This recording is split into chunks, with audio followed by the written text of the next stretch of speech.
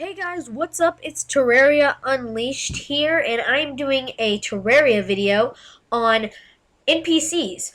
So I'm just gonna be talking about how they spawn, what the requirements are what the requirements are for them, what you need to do in order for them to spawn, and stuff like that. So let's just jump right into it. First off, we have the guide, and he automatically spawns in your world when you first create your world. The guide is automatically there, and what you'll need to do is you'll need to build him a room. So what you'll immediately need to do is go. It's almost like Minecraft. You'll need to go and chop down some trees and build him a room. And the room requirements are, I believe, 11 by 11, but I am not sure. I will look that up and leave it in the description. But what you'll need in the room is a workbench, a chair facing the workbench, a background, so the wood wall or whatever, a background, and at least 2 torches. So once you have that, and you have that and you put it all together, then your guide by default, oh yeah, and you also need a door, your guide by default will take the room. So he will live there, and if you mine down the room, he will go and wander off somewhere into the world. So make sure you have that room built. So once you have that room built, you might as well go ahead and build another one, because once you do certain achievements, not exactly achievements, but once you do certain things, new NPCs spawn into your world if there's a ready room. So I went on ahead and built a bunch more rooms, even while I only had the guide, and as you can see, a bunch more NPCs have spawned in. But you want to build your second room, and once you collect 30 silver coins, the merchant will spawn in if there's a ready room. So, and the merchant has the shop and stuff like that. So he's like one of your main things that you need for selling stuff and stuff like that. I don't know. But so basically what you need is a ready room for all your NPCs. So then once your merchant spawns in, you'll want to make another room if you haven't already. And when you make your room and you collect your first weapon, not weapon, gun. So it could be a minigun, shotgun, pistol, undertaker, whatever. It could be anything. Once you collect your first, then the gunman will spawn in, and if there's a ready room, and he has some pretty cool stuff. But yeah, you just have to collect your gun, and he will spawn in.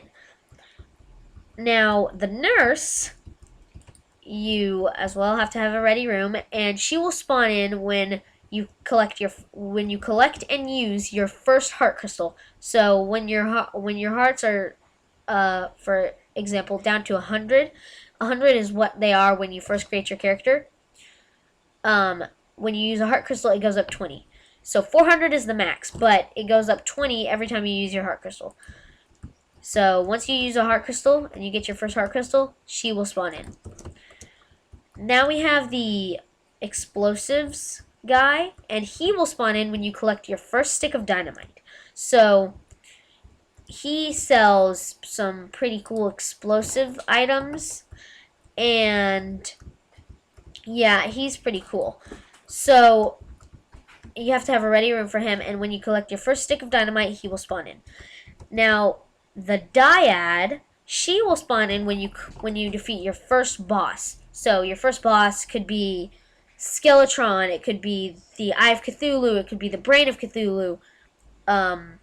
The Eye of Cthulhu is spawned by the suspicious looking eye, which you just left click with it in your hand and it will spawn it. It's almost the easiest boss in the game. That's what happens when you spawn that. You can defeat that pretty easy. Then you have the Brain of Cthulhu, which you can find in Crimson, and you can find in Crimson, and you have Skeletron, which is the Guardian of the Dungeon. So those things you can spawn in, and she will spawn once you defeat your first boss in the world. Now, this one, her name is Sophia. This is just her name because she randomly spawns. She has, she's the mechanic, and she does not spawn in. She's already in the world. You just have to find her in a dungeon. So once you unlock the dungeon and you defeat Skeletron, you will find her in the dungeon. And all you gotta do when you come to her, you just gotta right click her, and she automatically will be set to a room if you have a room ready.